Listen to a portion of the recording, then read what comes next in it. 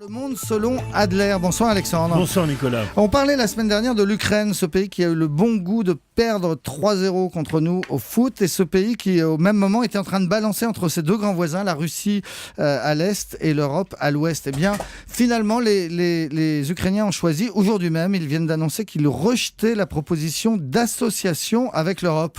Et c'est pas parce qu'ils sont vexés d'avoir perdu au foot. Non, plutôt on peut penser qu'ayant apaisé l'opinion française, donc ils pouvaient se permettre cette fois-ci de dire non à l'Europe. Bon, c'est une plaisanterie. Non, il s'agit bien au contraire d'un triomphe de la diplomatie. On hésite d'ailleurs à employer le mot de Vladimir Poutine, c'est-à-dire des pressions de plus en plus fortes que l'État russe a exercées sur l'État ukrainien, et celui-ci a fini par faire ses comptes et a cédé. Alors certains disent que les Ukrainiens n'étaient pas sincères, qu'ils faisaient monter les enchères des deux côtés. Il y a un peu de cela, mais il semble bien que le gouvernement Yanukovych, pourtant issu de la minorité russophone de l'Ukraine, avait décidé effectivement de franchir le pas pour des raisons économiques et pour des raisons aussi de stabilité du pays.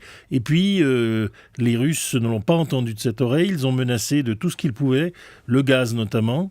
Et puis alors, c'est là, derrière cela, qu'il faut quand même un peu raison garder par rapport à certaines réactions très amères en Europe aujourd'hui.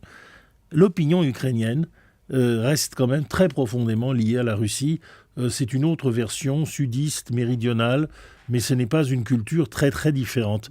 Et donc l'idée d'un divorce consommé avec Moscou est quelque chose sur laquelle les Ukrainiens hésitent quand même beaucoup. Et voilà pourquoi donc les Ukrainiens aujourd'hui même ont tourné le dos à l'Europe pour se tourner vers Moscou. Merci beaucoup Alexandre Adler.